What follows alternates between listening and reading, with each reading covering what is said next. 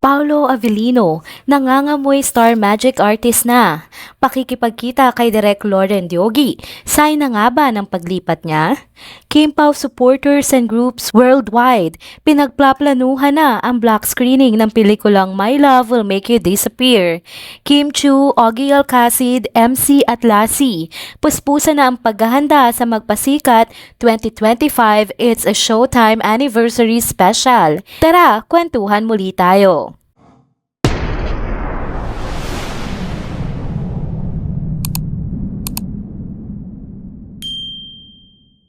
Hello mga ka-trenders! Welcome back muli sa ating channel. Kung bago pa lamang kayo dito, huwag nang kalimutang mag-like, mag-subscribe at i-hit na din ang notification bell para lagi kayong updated sa mga balitang trending at napapanahon.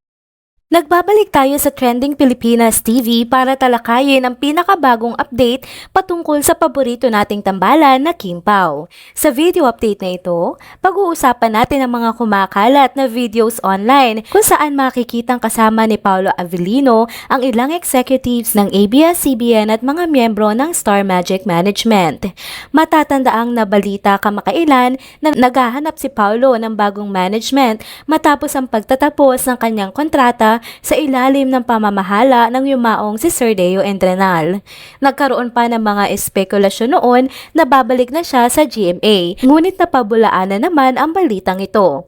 Fake news ang lumabas na impormasyon dahil kasalukuyang abala si Paolo sa maraming proyekto sa Kapamilya Network. Isang malaking palaisipan ngayon sa showbiz kung sino nga ang bago magmamanage ng karera ng aktor matapos ang pagkawala ng kanyang dating manager. Kamakailan, namataan si Paolo kasama si Direk Lauren Diogi, ang kilalang head ng Star Magic, na nagbunsod ng hinala ng mga fans na maaaring ang Star Magic ang bagong tahanan ng aktor pagdating sa kanyang talent management. Ikinatuwa naman ito ng maraming supporters, lalo na't isa ring Star Magic talent ang rumored girlfriend ni Paolo na si Kim Chu. May mga fans na nagsasabing malaki ang posibilidad na si Kim ay malaking impluensya sa naging desisyon ni Paolo kung sakali.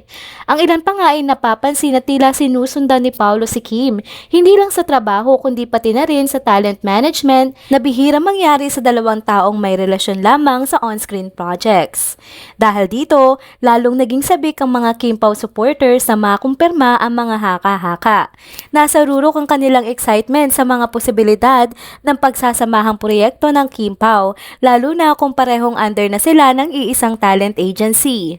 Kayo mga ka-Kim Pao, ano sa tingin nyo? Sa dami ng mga bagong updates patungkol kay Paolo Avellino, may posibilidad kaya na lilipat na siya sa Star Magic at magkakasama na kaya sila ni Kim Chu sa iisang talent agency? O baka naman ito isang pahiwatig na may paparating silang proyekto na pagsasamahan ni Direk Lauren Diogi? Tila may malaking sorpresa ang paparating at siguradong ikakatuwa ito ng lahat ng mga sumusuporta kay Paolo at kay Kim.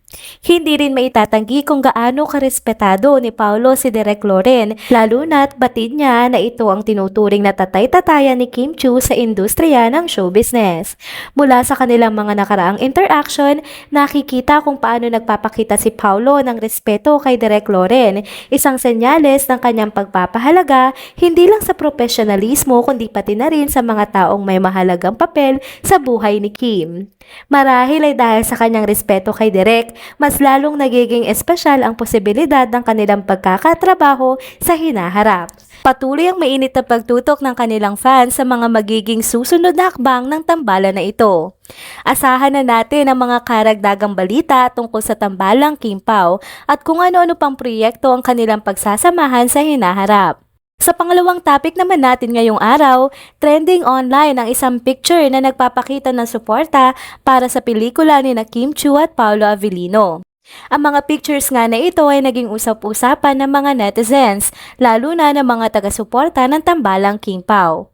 Bukod sa online hype, inihahanda na rin ng Kim Pao PH at iba pang fan groups ang kanilang pa-block screening para sa pelikula ng dalawa na pinamagatang My Love Will Make You Disappear. Napakalaki ng excitement ng mga fans na kahit sa iba't ibang bahagi ng mundo, may mga grupo nang nagpaplano na mag-organisa ng kani-kanilang block screening. Dahil sa sobrang dami ng mga fan groups ng Kim Pao, tiyak na magiging matagumpay ang pelikulang ito sa takilya. Sa laki ng suporta mula sa fans, inaasahan ding magiging handa ang buong produksyon at cast para sa inaabangang showing ng nasabing pelikula. Bukod pa rito, hindi lang ang lumalaking fanbase ng dalawa, online man o offline, ang nagbibigay kulay sa antisipasyon ng pelikulang ito. Kaabang-abang din ang istorya ng My Love Will Make You Disappear na nagpataas ng pananabik ng mga tao. Marami ang nagtatanong kung ano nga ba ang dahilan sa likod ng kakaibang title ng pelikula na lalo pang nagpapalakas ng interes at curiosity ng mga fans. Sa kabuuan, kitang-kita ang kasabikan ng mga taga-suporta ng Kim Pao, ang mga plano para sa block screening sa iba't ibang lugar para sa movie nila, pati na ang patuloy na paglaki ng legit na komunidad ng fans ng Kim Pao ay siguradong magbibigay ng dagdag na tagumpay sa proyekto ni na Kim at Paolo.